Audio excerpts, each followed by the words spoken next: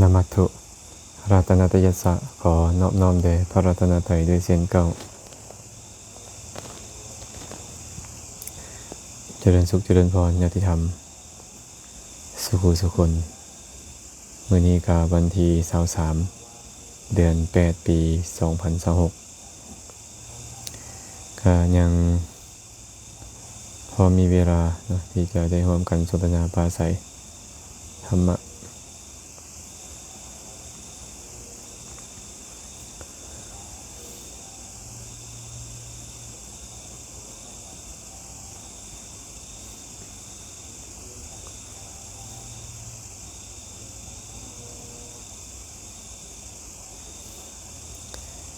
ท่านใดเข้ามาแล้วก็ซอยคอมเมนต์มาให้เด้อว่าเสียงชัดเจนดีบ่สัญญาณใช้ได้บ่เนาะ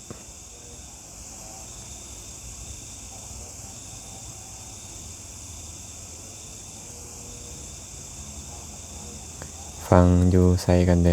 ก็สามารถคอมเมนต์เข้ามาพร้อมกันสนทนาปราศัยได้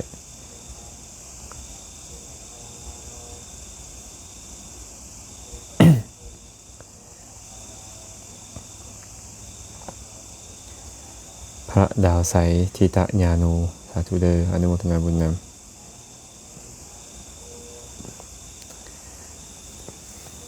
หน่อยญาติธรรมทางสวรรค์เขตเนาะ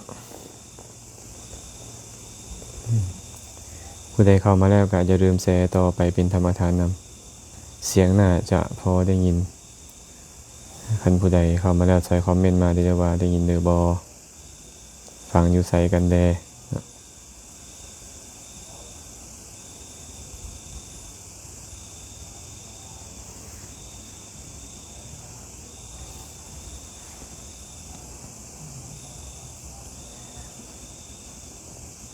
นิโคสกราบนมัสการพระอาจารย์ฟังอยู่จอมณีเสียงชัดเจนสาธุสาธุเจริญพรสาธุเดออนุโมทนาบุญนำ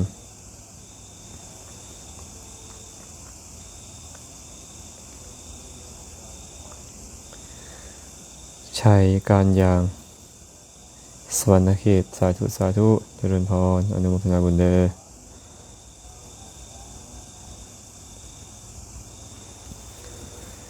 ธีรจิตโตภิกขุสาธุสาธุเดี๋ยวรอถ่าจังหน่อยเนาะให้ญาติธรรมเข้ามาร่วมกันเติมจังหน่อยจังค่อยเริ่มประเด็นแรกในการสนทนาปราศัยธรรมะ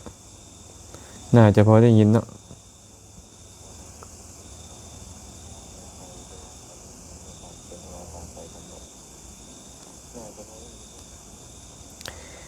แบบไหนที่เธอรัก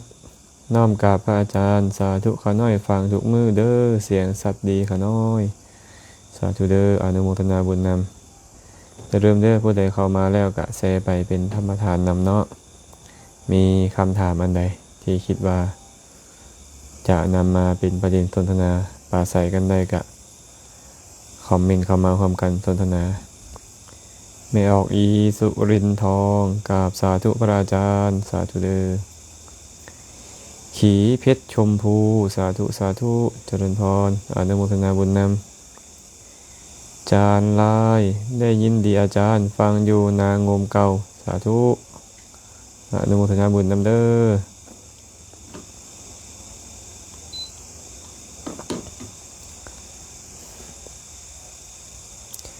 เย็นจิตชิดหนองคู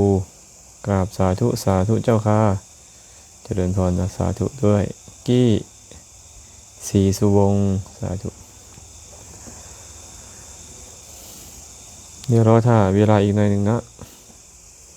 จังค่อยเริ่มประเด็นแรกกัน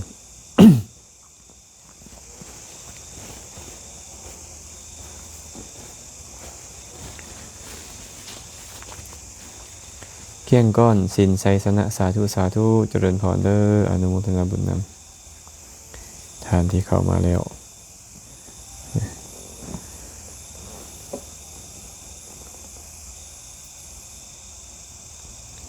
เราจะเริ่มประเด็นแรกเลยก็แล้วกันเนาะเริ่มประเด็นแรกเลยที่มีผู้ถามเอาไว้สาธุน้อมกราบนมัสการพระอาจารย์ข้าน้อยขอโอกาสถามมื้อนี้ข้าน้อยไปงานศพ แล้วเห็นโยมเพิ่นเอาสิ้นดิบ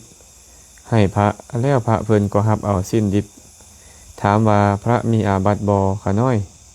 หรือโยมสีบาปบ่ขาน้อยอนุเคราะห์แด่ขาน้อยเพิ่นบอกว่ามีโยมเอาสิ้นดิบถวายแก่พระก็รับเอาสิ้นดิบไปบริโภคพระจะเป็นอาบัติบ่โยมผู้ถวายจะเป็นบาปบ่บาปหรือบุญอยู่ที่เจตนา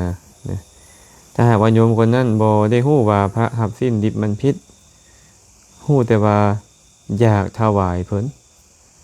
ก็เลยได้น้อมใจเอาสิ้นนั้นถวายไปเจตนาของโยมคนนั้นเป็นบุญเพราะเป็นเจตนาดีแต่ถ้าหากว่าโยมคนนั้นฮู้อยู่ว่า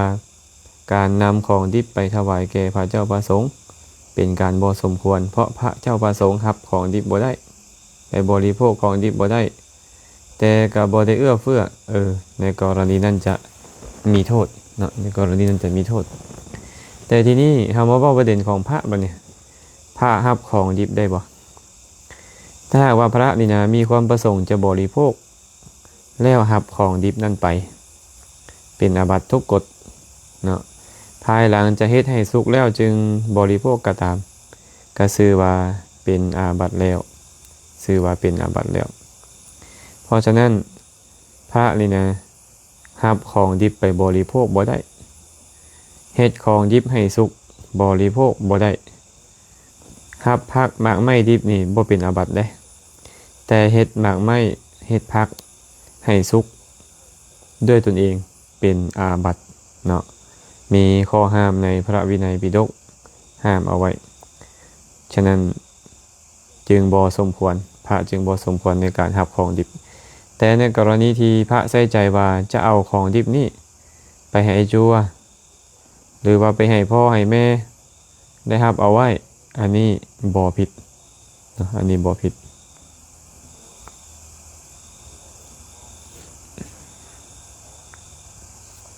จะผิดก็ต่อเมื่อมีความคิดที่จะบริโภคอันนี้ตอบให้ญาติโยมผู้ถามมาแบบนี้เด้อบ่เข้าใจก็ค่อยถามเข้ามาใหม่เจริญพรญาติโยมทุกท่านเด้อที่เข้ามาแล้วนะแชร์ไปเป็นธรรมทานนำให้คนอื่นๆได้มีโอกาสเข้ามาร่วมสนทนานำกันเนาะรัตดาวันอ่อนนวงศ์สาธุพระอาจารย์อนุโมทนาบุญนำแม่อึ้งหลวงราชน้อมกราบนมัสการพระอาจารย์สาธุเด้อมื้อนี้บ่เห็นแม่อึ้งไปเรียนเนาะมื้อนี้เนาะ My Life น้อมนมัสการขน้อยสาธุเด้อลอลาดาแพงสวรรค์สาธุน้อมนมัสการพระอาจารย์สารวันเสียงชัดเจนดีขน้อยสาธุสวัสดีครับพระอาจารย์ขอโอกาสถามธรรมวินัยครับในนิสยมุจจนกะตรงสี่พานาวานหมายถึงให้ทรงจำหรือแค่พอศึกษาครับอันนี้ท่านหมายถึงการทรงจำพระสูตรสี่พานาวานนะทรงจำพระสูตรสี่พานาวานก็ประมาณ 32,000 คำที่เป็นพุทธพจน์เนาะหากทรงจำพระสูตรได้ไม่ใช่แค่เรียนคือต้องทรงจำด้วยเข้าใจนำไปกล่าวต่อได้นะกองประเสริฐแพงเสนพอออกต่างเนาะน้อมกับนมัสการพระอาจารย์ก็น้อยขออนุโมทนานำพระอาจารย์แสแล้วสาธุเจริญพรอนุโมทนาบุญน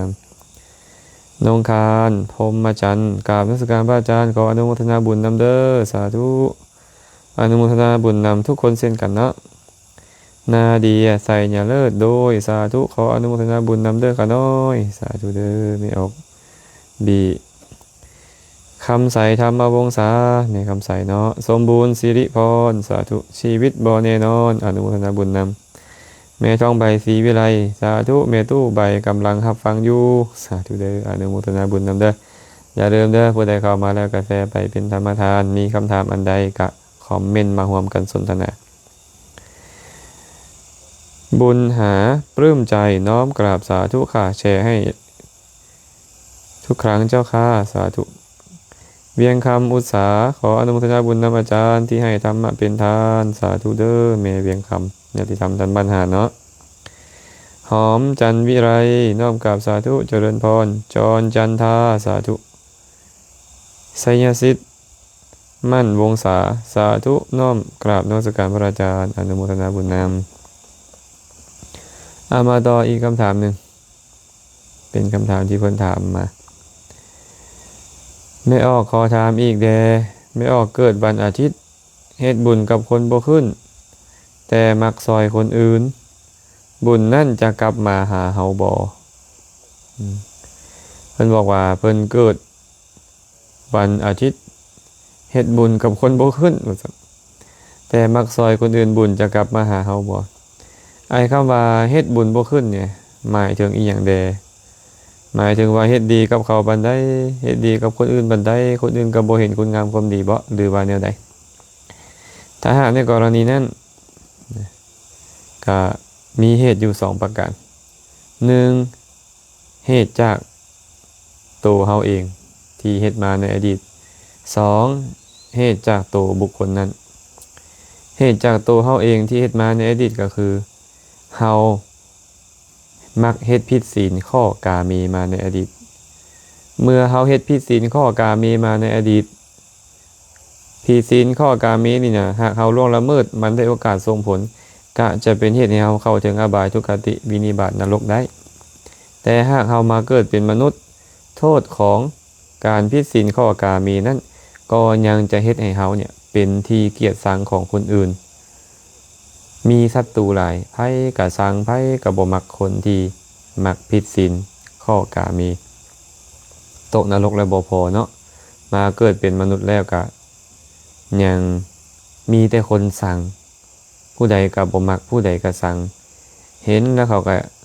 บ่มักเฮ็ดดีปานใดเขาก็บ่มักเพิ่นเลยมีโวหารว่าเฮ็ดดีกับคนบ่ขึ้นเนาะอันนี้หมายถึงเหตุอดีตของเขา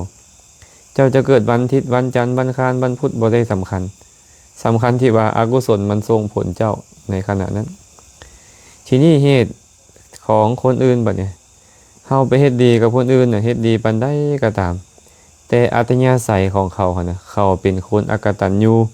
บ่ค่อยฮู้คุณคนเถิงเจ้าเฮ็ดดีให้ตายคนแบบนี้เขาก็จะบ่ฮู้สึกดีกับเจ้าพระสัมมาสัมพุทธเจ้าก็เลยตรัสไว้แบบนี้ว่าอกตัญญูสะโปสัสสะนิจจังวิวะราทัสสิโนสัพพันเจปะทวิงทัชชาเนวะนังอภิราทะเยเถิงแม่นว่าเจ้าจะให้ทรัพย์สมบัติหมดแผ่นดินแก่คนผ่านผู้อกตัญญูบ่ฮู้คุณคนผู้มีปกติสอดส่องเบิงแต่ความผิดของคนอื่นก็บ่สามารถเฮ็ดให้คนผ่านผู้อกตัญญูนั้นยินดีพอใจได้อย่าว่าแต่ซอยเหลือเขาเล็กน้อยโดยที่แท้แล้ว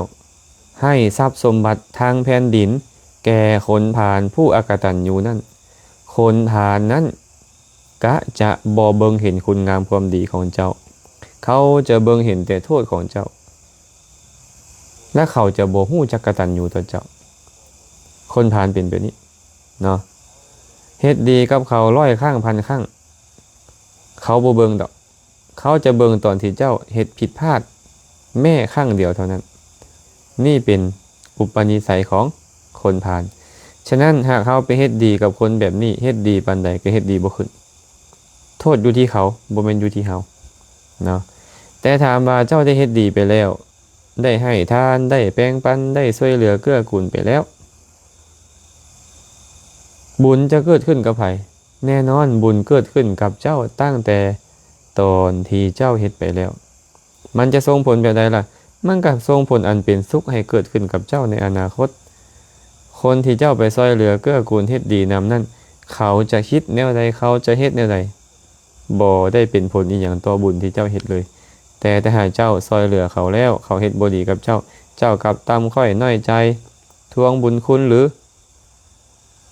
เฮ็ดโดยประการใดประการหนึ่งอันนั้นอกุศลจะเกิดขึ้นในใจของเจ้าและบั่นทอนความสุขของเจ้าที่จะได้เองนะก็ตอบให้เป็นนี่ว่าเฮ็ดบุญกับคนบ่ขึ้น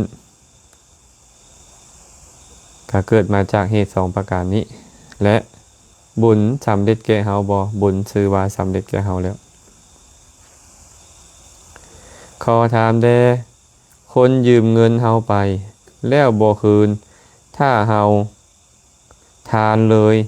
สิได้บุญบ่คนบางคนเนาะมักยืมเงินคนอื่นเนาะพอยืมแล้วก็บ่อยากใส่บ่อยากให้ผู้ที่เป็นเจ้าของเงินก็เลยคิดว่าเอาให้ทานเจ้าไปเลยซะค่อยให้ทานเจ้าไปเลยแบบนี้ถามว่าจะเป็นบุญบ่เพิ่นว่ามันเป็นบุญบ่เนาะบัดนี้เนาะก็ต้องเว้าตามความเป็นจริงว่าเจตนาในการสละอันเป็นบุญแต่ว่าเจตนาดีบุญก็ดีเจตนาบ่ดีบุญก็บ่ดีก็เบิ่งที่ตัวเจ้าบัดนี้เบิ่งที่ตัวเจ้านะตอนเจตนาเจ้าสละไปนะเจ้าตั้งใจสละด้วยคิดว่าจะอนุเคราะห์เกื้อกูลเขาบ่หรือว่าเจ้าคิดว่าจังใดก็บ่ได้แล้วแหละให้เขาไปเลยซะคันคิดแบบนี้นี่มันได้บุญแต่เป็นบุญที่อ่อนกำลังเป็นบุญที่อ่อนกำลังลงนะก็ตอบให้แบบนี้เด้อหวังว่าจะพอเข้าใจเนาะ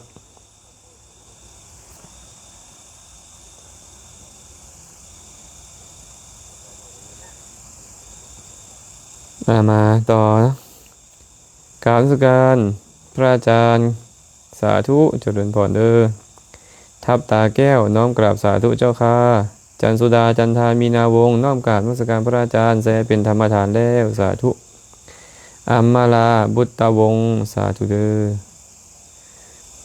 สุนันทายุ้ยประสงค์สาธุขน้อยที่ตามสนทนาธรรมพระอาจารย์ตลอดเด้อขน้อยอนุโมทนาบุญนำเด้อแม่สุกิตาแก้วบุตรศรีน้อมกราบนมัสการพระอาจารย์สาธุเจริญพรเลศิลป์ประเสริฐสาธุน้อมกราบพระอาจารย์ฟังอยู่อเมริกาเสียงสัตว์ดีขน้อยสาธุเด้อญาติธรรมทางอเมริกาขอให้มีความสุขความเจริญทุกผู้ทุกคนเด้อนิ่งเพชรมีไทยสาธุบุญเพลงไสยาลาชสาธุธนกโรภิกขุขอโอกาสครับในส่วนกรณีให้พรโยมมาถวายพัดพระมักให้ติโรกุตสูตรแบบนี้จะเป็นอะไรไหมครับเพราะไม่ตรงงานซึ่งเป็นอวมงคลความจริงแล้วก็ไม่เป็นอะไรหรอกนะฮะก็ไม่เป็นอะไรจะให้พรแบบไหนก็ไม่เป็นอะไรโยมเขาแทบจะไม่รู้เรื่องกับเราเลยก็ตอนที่เราให้พรเขาก็แค่คิดว่านี่แหละเป็นการรับพรจะได้บุญเพิ่มจะได้อุทิศส่วนกุศลให้ญาติเขาคิดแค่นั้นเขาไม่ได้อะไรไม่เข้าใจอะไรด้วยซ้ำนะแต่ถ้าหากเราอยากจะกล่าวอนุโมทนาคาถาที่มีการแปลให้เขาเข้าใจด้วยเนี่ยก็คงจะไม่ตรงงานสักเท่าไหร่นะก็คงไม่ตรงงานสักเท่าไหร่แต่ถ้าหากว่าให้ดีก็แปลให้เขาฟังด้วยเขาจะเข้าใจให้พรก็คือแปลให้เขาฟังเป็นการอนุโมทนาคาถากล่าวถ้อยคำอันเป็นเหตุให้เขาชื่นชมยินดีเนาะไม่ผิดอะไรนะครับน้องมิกกี้ศรีทันดรน้อมกราบอนุโมทนาสาธุติวมณีแก้วพิทักษ์สาธุชิพพวิไลสาธุอนุโมทนาบุญนำเด้อนิโคโลไซปัญญาขอโอกาสถามพระอาจารย์ย้อนเหตุปัจจัยอันใดคนเฮาจึงแตกต่างกันบางคนเกิดมาแล้วงามผิวพรรณดีหน้าตาดีตั้งแต่เกิดแต่บางคนเกิดมาขี้ห้ายมีผิวพรรณบ่ดีบ่งามบางคนเกิดมาตอนยังน้อยบ่งามผิวพรรณบ่ดีแต่ใหญ่มาพัดงามพัดผิวพรรณดีมีคนฮักมีคนอุปถัมภ์ย้อนความงามความมีผิวพรรณดีย้อนหยังย้อนกรรมอันใดหรือสร้างเหตุอันใดคือแตกต่างกันแบบนี้ขน้อยพระอาจารย์อนุเคราะห์ให้แจมแจ้งแด่เหตุอันใดน้อที่เป็นปัจจัยให้คนแตกต่างกันพระผู้มีพระภาคเจ้าตรัสเรื่องของกรรมเป็นตัวจำแนกให้คนเฮาแตกต่างกันบางคนรวยบางคนทุกข์บางคนงามบางคนขี้ห้ายบางคนมียศบางคนอัปยศบางคนเกิดในตระกูลสูงบางคนเกิดในตระกูลต่ำบางคนมีปัญญาดีบางคนจนทรัพย์อัปปัญญากรรมนั่นแหละจัดสรรให้แตกต่างกันพระองค์เลยบอกว่ากรรมมังสัตเตวิภชติยะทิทางหินะปณิตตายะ กรรมเด้อจำแนกให้หมูสัตว์ต่ำสามหรือป่านี่แตกต่างกันถ้าหากมาในจุลกรรมวิภังคสูตรเนาะเพิ่นจะเว้าความแตกต่างกันอยู่ถึง7ประการแต่อาตมาจะบ่เว้ามื้อนี้เพราะว่าเมื่อก่อนได้เว้าไปแล้วมีพระสูตรหนึ่งที่พระสัมมาสัมพุทธเจ้าตัดปารภกับนางมัลลิกาพระนางมัลลิกาเทวีเนี่ยเป็นมเหสีของพระเจ้าประสิทธิโกศลเป็นคนบ่ค่อยงามปานใดแต่ก็บ่ได้ขี้ให้มื้อหนึ่งเพิ่นก็ได้เข้าไปถามพระสัมมาสัมพุทธเจ้าถ้าแต่พระองค์ผู้เจริญแม่นอย่างน้อเป็นเหตุเป็นปัจจัยให้มาตุคามบางคนในโลกนี้เกิดมาแล้วเป็นคนมั่งคั่งร่ำรวยมีพวกทรัพย์หลายแต่เป็นคนขี้ให้ท่ายเปเป็นคนอับประสดอับประยศนะแม้ยังเป็นเหตุเป็นปัจจัยให้มาตุคามบางคนในโลกนี้เกิดมาแล้วเป็นคนจนทรัพย์แต่ว่ามีผิวพรรณวรรณะงดงามเราก็ถามไปหลายอย่างเนาะพระสัมมาสัมพุทธเจ้าก็เลยตรัสว่ามัลลิกามาตุคามบางคนในโลกนี้เป็นผู้มักโกรธเป็นผู้มักโกรธเป็นผู้ที่มักอิจฉาริษยาคนอื่นบ่มักให้ทานแบ่งปันเมื่อเขาเกิดมาในที่ใดๆก็ตามจะเป็นคนขี้ให้ท่ายเปมีผิวพรรณวรรณะต่ำทรามบ่มียศเป็นคนจนทรัพย์ส่วนมาตุคามบางคนในโลกนี้เป็นผู้ที่มักโกรธแต่บ่มักอิจฉาริษยาลาภสักการะคำสรรเสริญของผู้อื่นยินดีในการให้ทานในการแบ่งปันเมื่อเขาไปเกิดในที่ใดๆก็ตามเขาจะเป็นคนมั่งคั่งร่ำรวยมีโภคทรัพย์หลายแต่เขาจะเป็นคนมีผิวพรรณวรรณะเศร้าหมองบ่พองใสบ่งดงามเขาจะเกิดเป็นคนมีทรัพย์มั่งคั่งร่ำรวยมียศถาบรรดาศักดิ์แต่จะเป็นคนผิวพรรณวรรณะบ่พองใสบ่งดงามส่วนมาตุคามบางคนในโลกนี้เป็นคนที่บ่มักโกรธบ่มักพยาบาทมักให้ไผบ่มักโกรธบ่มักพยาบาทมักให้แต่มักอิจฉาในลาภสักการะคำสรรเสริญของคนอื่นบ่ยินดีในการให้ทานในการแบ่งปันเมื่อเขาไปเกิดในที่ใดก็ตามเขาจะเป็นคนมีผิวพรรณวรรณะงดงามแต่เป็นคนที่บ่มียศถาบรรดาศักดิ์เป็นคนที่จนทรัพย์บ่มีโภคทรัพย์ส่วนมาตุคามบางคนในโลกนี้เป็นคนบ่มักโกรธบ่มักพยาบาทมักให้บ่อิจฉาในลาภสักการะคำสรรเสริญการกราบไหว้บูชาของผู้อื่นเป็นผู้ยินดีในการให้ทานในการแบ่งปันเมื่อเขาไปเกิดในที่ใดก็ตามเขาจะเป็นคนที่มีผิวพรรณวรรณะงดงามสมบูรณ์เป็นคนมียศถาบรรดาศักดิ์เป็นคนมั่งคั่งร่ำรวยมีโภคทรัพย์หลายนี่แหละเหตุปัจจัยให้มาตุคามในโลกนี้เกิดมาแตกต่างกันมาตุคามคือผู้หญิงพระพุทธเจ้าว่าผู้หญิงก็ตามแต่หมายรวมทั้งผู้ชายนำแล้วฉะนั้นความเป็นผู้มักโกรธเป็นเหตุให้ขี้ให้ท่ายเปมีผิวพรรณวรรณะเศร้าหมองบ่พองใสบ่งดงามความมักอิจฉาริษยาเป็นเหตุให้บ่มียศบ่มีบริวารความขี้ที่บ่มักให้ทานเป็นเหตุให้จนทรัพย์อันนี้เหตุฝ่ายบ่ดีตรงกันข้ามมาเนี่ยความบ่มักโกรธเป็นเหตุให้เป็นคนมีผิวพรรณวรรณะงดงาม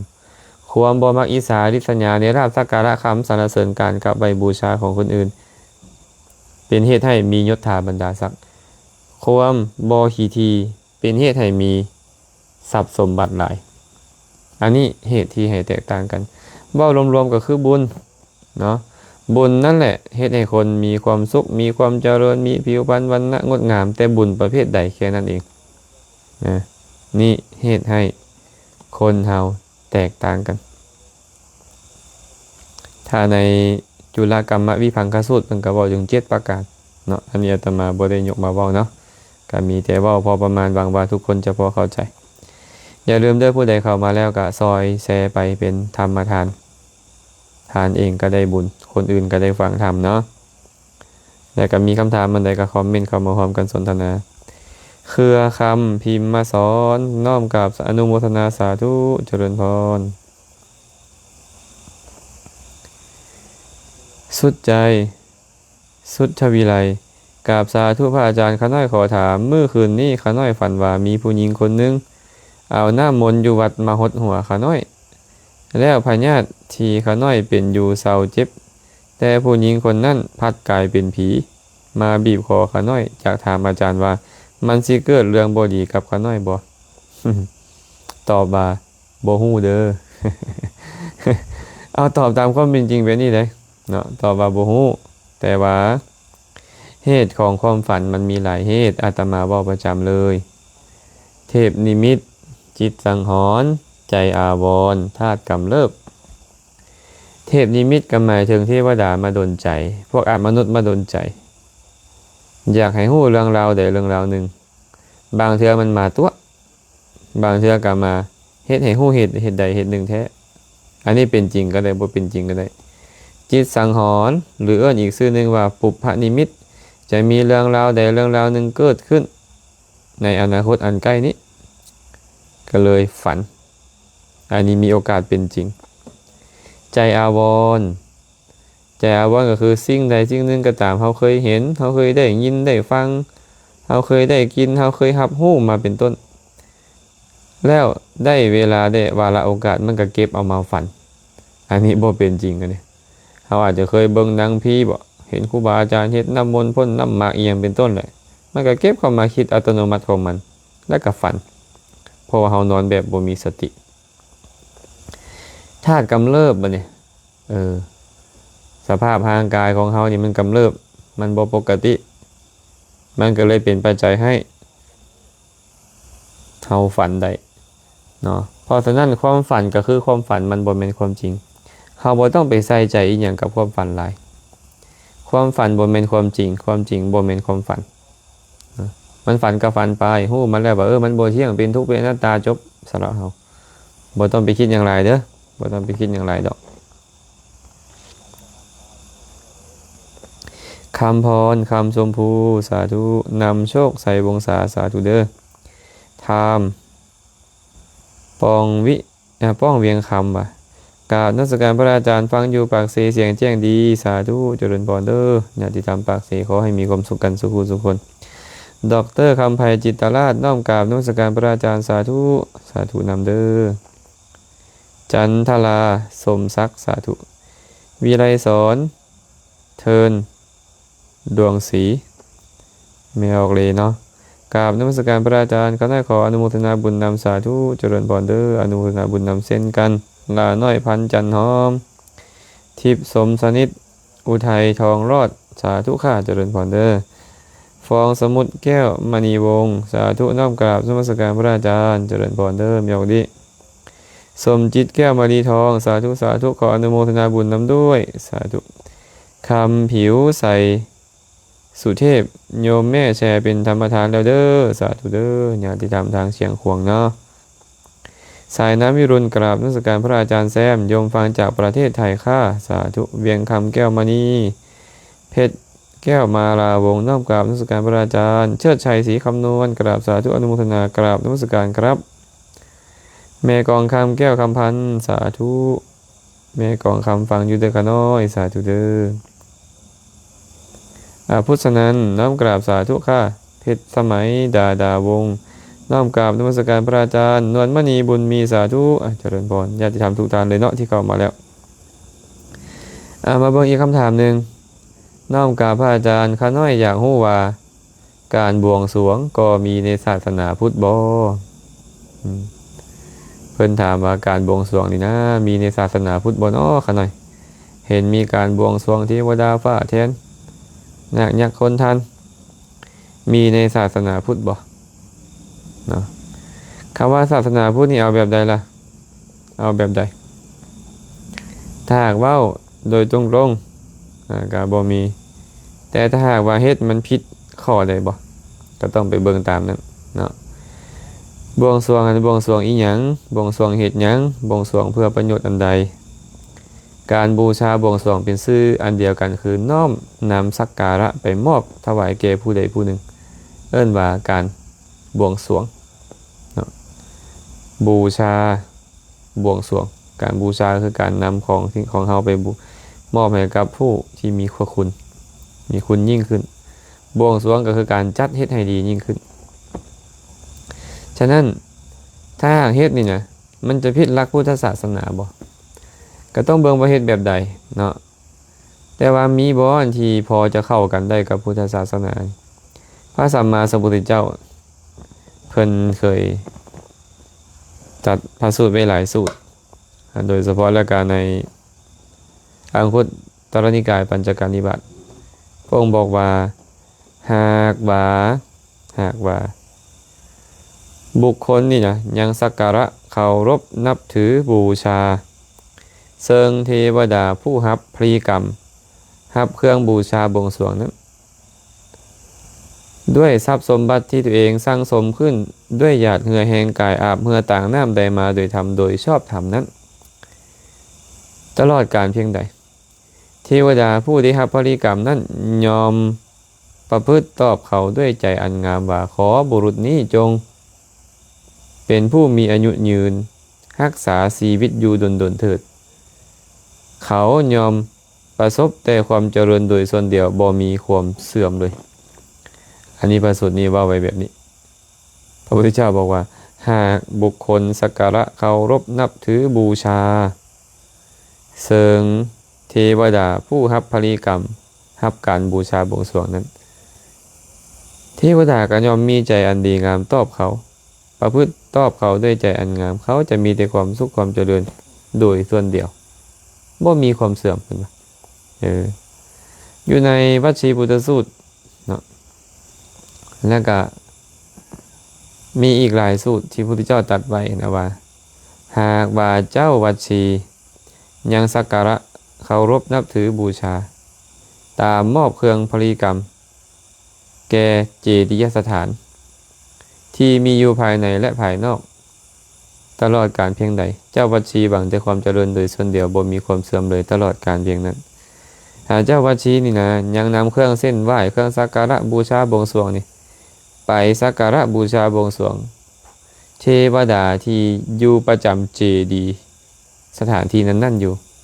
ทั้งภายในและภายนอกพระนครตลอดการเพียงใดเขาจะมีแต่ความเจริญตลอดการเพียงนั้นอาตมาก็บ่อยากจะบอกว่าบวงสรวงนี้มีในพุทธศาสนาและก็บ่อยากจะบอกว่าบ่มีในพุทธศาสนาแต่ว่าเขาบวงสรวงเขาเฮ็ดอีหยังกันเขาเฮ็ดแบบใดจุดประสงค์เขาแบบใดอันนี้ต้องไปเบิ่งตัวนั้นนะหากว่าพอคิดได้บ่อันนี้ก็พอคิดได้คำสอนก็มีกล่าวไว้แบบนี้แต่ว่าบ่เป็นเฮาไปบวงสรวงอีจักอีหยังตัวอีหยังแล้วพวกเฮาไปฆ่าสัตว์มาบวงสรวงตัดหัวหมูแทงคอไก่มาอันนั้นก็บาปมันแหละมันก็บ่ควรเฮ็ดนะ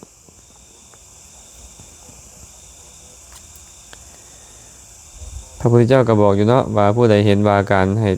ให้ทานบูชาบวงสรวงบ่มีผลเนี่ยเป็นมิจฉาทิฏฐิได้มันก็มีผลของมันนั่นแหละแต่ว่ามันจะมีผลแบบใดอีกเรื่องนึงเนาะ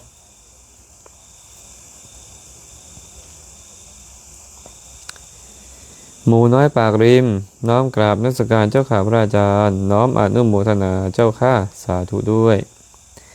น้องแตงโมสาธุน้อมกราบพระอาจารย์ก็น่าขอถามเน่เป็นอย่างเวลาคนนั่งสมาธิบางมือก็นั่งได้เหิงบางมือก็นั่งบ่ได้เกี่ยวกับจิตหรือว่าแนวใดก็น้อยพระอาจารย์อธิบายให้ก็น้อยแน่ สัพเพธัมมาอนัตตาสิ่งทั้งหลายทั้งปวงบังคับบัญชาบ่ได้สัพเพสังขาราอนิจจา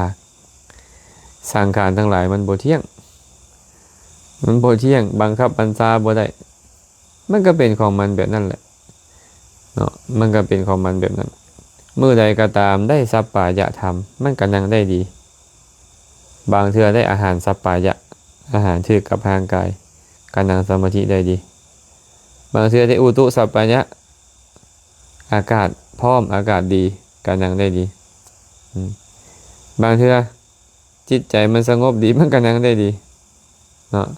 บางเทื่อก็ได้บุคคลผู้โอ้ลมนำผู้มาอยู่ใกล้นะดี มันก็เลยเกื้อกูลต่อการเจริญสมาธิบางเทื่อก็ได้เสนาสนะที่พักผ้าอาศัยดีมันก็เกื้อกูลต่อการเจริญสมาธิบางเทื่อได้ธรรมะที่เกื้อกูลต่อสมาธิดีมันก็สามารถนั่งสมาธิได้ดีนะแต่ว่าบางมื้อบางครั้งบางคราวมันบ่ได้สัปปายะธรรมเมื่อบ่ได้สัปปายะธรรมมันก็เป็นธรรมดาว่าจะมักฟุ้งซ่านโดยเฉพาะเฮาไปรับอารมณ์มาหลายเรื่องนี้เรื่องนั่นเรื่องนั่นเรื่องนี้บ่อยู่บ่เศร้ามันก็เป็นธรรมดาของมันแบบนี้แหละว่ามันต้องฟุ้งซ่านเป็นธรรมดาอย่าว่าแต่พวกเขาธรรมดาเลยคนที่เขาได้ฌานแล้ว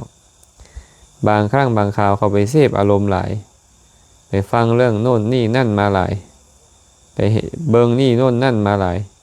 มันก็เก็บเอามาคิดมันก็เลยเป็นเหตุให้ฟุ้งซ่านเพราะฉะนั้นเนาะเป็นปกติแหละมันบ่มีดอกอีหยังที่เป็นแบบนั้นได้อยู่ตลอดมันก็มือดีมือบ่ดีมือได้มือบ่ได้เป็นธรรมดาของมันโนราคำจำปาเจริญพรเด้อแม่โนราเด้อแม่โนราวันที่27อาจารย์จะลงไปวัดป่าสีลำดวนเด้อ27ตอนแรงมาร่วมกันฟังธรรมสนทนาธรรมอยู่ที่วัดป่าสีลำดวนนะวันที่27ตอนแรงเพชรสมัยเพชรมณีน้อมกราบนมัสการพระอาจารย์ข้าน้อยขออนุญาตถามครูบาเก็บเห็ดได้บ่ข้าน้อย ครูบาเก็บเห็ดได้บ่เก็บแบบใดล่ะเก็บเห็ดนี่เห็ดมันตกบ่หรือว่าเห็ดมันงอกขึ้นจากขี้ดิน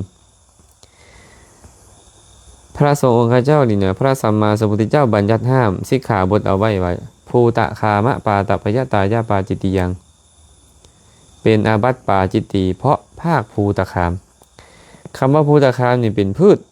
บ่ว่าจะเป็นต้นไม้ใบหญ้าเครือเขาหากไม้เป็นต้นก็ตามที่มันยังติดอยู่กับดินและยังมีเสื้อที่ยังงอกขึ้นได้ทางเมืดเอิ้นว่าภูตะคามหากพาไปตัดไปเฮ็ดให้มันเสียหายก็จะเป็นอาบัติปาจิตติแต่ว่าที่นี่เฮ็ดนี่นะเพิ่นบอกว่าเฮ็ดนี่ทรงเคราะห์เข้าได้แก่องค์ของอาบัติทุกกฎเนาะเฮ็ดนี่นะแต่เฮ็ดที่บานแล้วเรียบร้อยแล้วอันนั้นบ่เป็นอาบัติแต่ถ้าเฮ็ดยังบ่บานเฮ็ดยังตูมจะมีโอกาสเป็นอาบัติทุกกฎได้แต่ถ้าหากเฮ็ดขี้ดินบัดเนี่ยเก็บเฮ็ดแล้วเฮ็ดขี้ดินให้มันเสียหายอันนี้ก็เป็นอาบัติเพราะขุดดินเนาะปาทวิงคเนยวาคณาปยวาปาจิตติยังภิกขุเป็นอาบัติเพราะการขุดดินด้วยตัวเองหรือสั่งให้คนอื่นขุดดินคันเจ้าไปจิ้มดินให้มันเสียหายตอนเจ้าไปเก็บเฮ็ดนะก็เป็นอาบัติปาจิตติไปเป็นอาบัติปาจิตติไปเนาะมันมีความเกี่ยวข้องกันแบบนั้นหากเจ้าไปจับเฮ็ดมาโดยประการที่บ่ได้รับประเคนของนั่นเป็นโอคาหิตเอาไปต้มไปแกงไปเฮ็ดหยังกินบ่ได้แล้วพระนำกันทุกองค์เลยพระกินบ่ได้จักองค์แม้แต่ญาติโยมเอาไปหุงไปต้มมาพระกษัตริย์บ่ได้เพราะว่าพระจับต้องสิ่งของเองเพิ่นเอิ้นว่าอุกขหิตฉะนั้นพระนี่นะจะจับจะต้องอีหยังเนี่ยต้องมีการรับประเคนเว้นไว้แต่น้ำดื่มที่บ่มีสีมีกลิ่นมีรสอีหยัง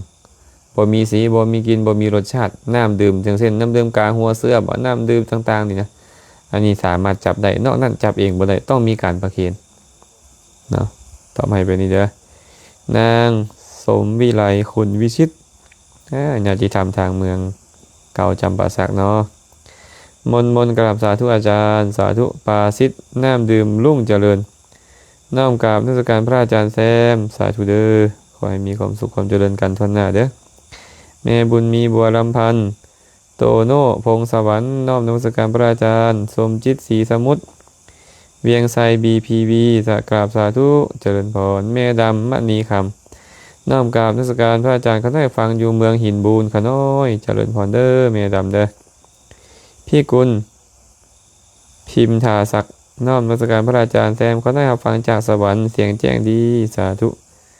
ก้องณภาจันดีแวนมณีสาธุ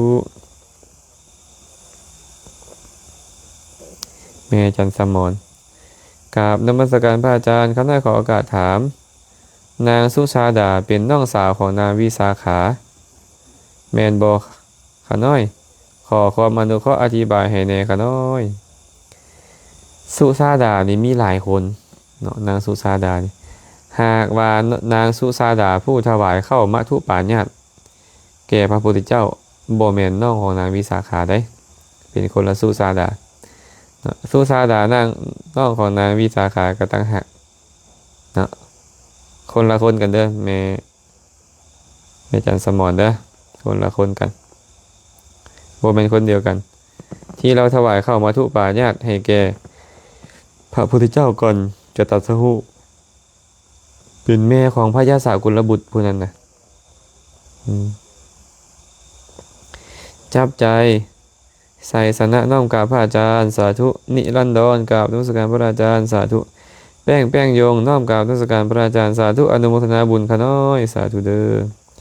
เขียวนุ่มไอ้น้อมกราบพระอาจารย์สาธุขน้อยสาธุจับใจใส่สนะกราบนมัสการพระอาจารย์เขาได้ขอโอกาสถามอาชีพหับเสาพระหรือบูชาพระมีบาปบ่ขะน้อยบาปหรือบุญนี่นะมันอยู่ที่เจตนาอาจารย์เคยบอกเรื่อยๆเนาะเรื่องบาปบุญมันอยู่ที่เจตนาการไปเบิ่งที่เจตนาของผู้เฮ็ดว่าเป็นแบบใดโลภอยากได้ทรัพย์ของคนอื่นบ่โลภบ่คันโลภก็เป็นบาปอกุศลไปการเศร้าการซื่อนะเฮ็ดด้วยความเคารพบ่คันเฮ็ดด้วยความบ่เคารพจับโยนนี่โยนหั่นวางนี่วางหั่นเห็นเป็นเพียงแค่เศษอันนึงที่ไว้ซื้อขายกันอันนี้ก็บ่เคารพต่อ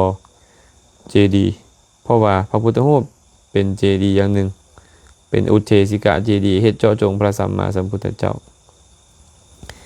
ว่าง่ายๆก็คือมีโทษอยู่เนาะมีโทษอยู่เป็นบาปอกุศลได้อยู่นะเป็นบาปอกุศลได้ก็ให้พวกเขาใส่ใจให้ดีๆเนาะหากเขาจำเป็นต้องเฮ็ดก็ต้องใส่ใจให้ดีๆเฮ็ดด้วยความเคารพตั้งใจอยากให้หมู่เอาไปบูชาเอาไปกราบไหว้เอาไประลึกถึงคุณของพระพุทธเจ้าคันใส่ใจไว้นั่นมันก็เป็นบุญนั่นแหละแต่พวกเขาอาจจะบ่แม่นพวกเขาอาจจะมุ่งที่ตัวเงินหลายกว่านั่นบ่กินนาลีศาสนวงศาสาธุอนุโมทามิเจริญพรสุรินทรมั่นไม่อย่างมณีวงเนาะขออภัยน้อมกราบพระอาจารย์สาธุอันนาบ้านคิ้วสรวยข้าได้ขอโอกาสถามการแผ่เมตตาสำหรับฆราวาสแผ่บทใดขะน้อยแผ่เมตตาแผ่บทใด จุดประสงค์ของการแผ่เมตตานี้เป็นอีหยังคือปรารถนาดีต่อหมู่สัตว์เขาจะเอาบทใดมาก็ได้ขอให้นึกได้กันแล้วกันว่าขอให้พวกเจ้ามีความสุขขอให้ผู้นั้นมีความสุขขอให้ผู้นี้มีความสุขนึกในใจออกมาให้ได้ว่าขอให้เขาจงมีความสุขเด้อขอให้เขาจงมีความสุขเด้อแม้จะบ่มีบทใดเลยนั่นแหละเอิ้นว่าการแผ่เมตตาแล้วสำเร็จประโยชน์แล้วเพิ่นเลยมักใช้คำว่าคำนึงที่เฮ็ดให้เฮาแผ่เมตตากันสัพเพสัตตาอเวราอภัยยาปัชชาอานิคาสุขีอัตนังปริหารันตุเพิ่นว่าสัพเพสัตตาสัตว์ทั้งหลายอเวราจงเป็นผู้บ่มีเวรอภัยยาปัชชาจงเป็นผู้บ่เบียดเบียนอานิคาจงเป็นผู้บ่มีทุกข์สุขีอัตนังปริหารันตุจงบริหารตนให้ผาสุขเถิดความหมายมันซ้ำนี่แหละฉะนั้นเขาจะมีภาษาบาลีมาสวดหรือบ่มีก็ตามจุดมุ่งหมายที่แท้จริงก็คืออยากให้ความคิดที่ดีความคิดที่ต้องการประโยชน์ให้เกิดขึ้นกับคนอื่นเกิดขึ้นได้แท้ในใจของเจ้านั่นเรียกว่าการแผ่เมตตาเนาะเขาก็ให้พากันใส่ใจให้คักๆเด้อเวลาแผ่เมตตาเด้ออย่าเอาคำเว้าเป็นประมาณให้เอาเจตนาดีของเขาแท้ๆเป็นประมาณจะเอิ้นว่าเมตตาเด้อเพชรดาวงศ์แสงเทพภูวงศ์แสงเพชรภูวงศ์เนาะสาธุขอน้อยขออนุโมทนาบุญในการได้ให้ธรรมะได้ฟังธรรมนำพระอาจารย์ด้วยขอน้อยสาธุติดตามฟังทุกมื้อขอน้อยฟังอยู่สวรรค์เขตสาธุอนุโมทนาบุญนำเด้อวงเดือนธรรมวงศ์น้อมกราบสาธุเจริญพรจันทร์ศรีเมืองมณีน้อมกราบไหว้พระอาจารย์สาธุ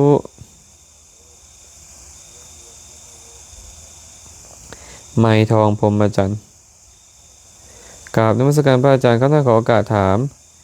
คือมีพอตู้หนึ่งลาวเอาผ้าไป ากเอาเปลือกต้นไม้อยู่กลางเขตวัดข้าน้อยเห็นแล้วข้าน้อยถามว่าเอาเฮ็ดหยังลาวว่าเจ้าไปเฮ็ดยาข้าน้อยบอกลาวว่าเจ้าขอนำเจ้าอาวาสแล้วเพิ่นตอบว่าบ่ค่อยบอกลาวว่าอันนี้ข้าน้อยบอกลาวว่าอันนี้เป็นของสงฆ์เจ้าต้องไปขอเพิ่นอนุญาตแล้วจึงเอาแล้วลาวบ่ไปขอลาวไปเลยลาวยุดแล้วขายไม่หยังแล้วค่ายอาตมาอ่านบ่เข้าใจปานใดถามว่าข้าน้อยจะบาปบ่ที่ไปกีดกั้นเพิ่นบาปหรือบุญนะอาตมาก็ยังว่าเลยว่าให้เบิ่งที่เจตนาเจตนาเจ้าบ่ดีเจ้าเฮ็ดหยังก็เป็นบาปเจ้าบ่เฮ็ดหยังเลยก็เป็นบาปคันเจตนาเจ้าบ่ดีคันเจตนาเจ้าดีเจ้าเฮ็ดหยังเว้าหยังอยู่มันก็บ่เป็นบาปคันเจตนาดีก็เบิ่งที่เจตนาเฮาตอนนั้นเฮาเจตนาแนวใด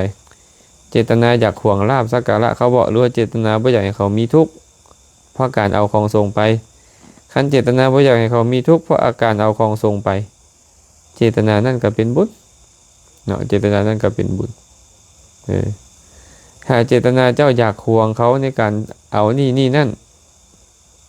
ก็แม่นแหละการเจตนาขัดขวางบ่อยากให้หมู่ได้ลาภสักการะบ่อยากให้หมู่ได้สิ่งที่ควรได้อันนั้นก็เป็นอกุศลไปเนาะแต่หากเฮาเว้าไปโดยเจตนาตั้งใจแบบนี้ว่าบ่อยากให้เขานี่นะนำของส่งไปและจะมีวิบากอันเป็นทุกข์เกิดขึ้นแก่เขาตอนนั้นใจของเขาก็เป็นบุญเนาะใจของเขาก็เป็นบุญเด้อบ่ได้เป็นบาปหยังบัวทองสุวรรณกุมารสาธุน้อมนมัสการพระอาจารย์แซแล้วเด้อค่ะน้อยสาธุคำไมจันทมงคลสาธุไม่ออกฮัดใส่เนี่ยสอนน้อมกราบนมัสการพระอาจารย์เด้อค่ะน้อยสาธุสาธุแม่น้ำฝนคำวิไลสาธุแซเป็นธรรมดาแล้วเด้อเมื่อนี้รู้สึกเมื่อยเนาะก็คงจะพอก่อนมื้อนี้นะเพราะว่ามื้อนี้สอนเช้าคาบหนึ่งบ่ายคาบหนึ่งกลับมาแล้วก็หาก็มาฮอดกุฏินะก็เว้าบามาก็เกือบชั่วโมงนึงแล้วก็พอประมาณก่อนเนาะมื้อใหม่จังค่อยมาร่วมกันสนทนาใหม่ตามเวลาอันสมควรคันบ่มีเวลาก็บ่ได้มาคันเวลามีก็จะมาขอหยุดการกล่าวสนทนาปราศัยธรรมะลงเพียงเท่านี้ก่อนมื้อนี้ตอบคำถามใดไปยังบ่ชัดเจนก็ถามเข้ามาใหม่คำถามใดยังบ่ได้ตอบเพราะบ่ได้เห็นก็ต้องขออภัยนำหากอาตมาใช้คำเว้าคำจาอันใดกระทบกระทั่งจิตใจท่านผู้ใดผู้หนึ่งก็ขอขมาลาโทษมาณโอกาสนี้น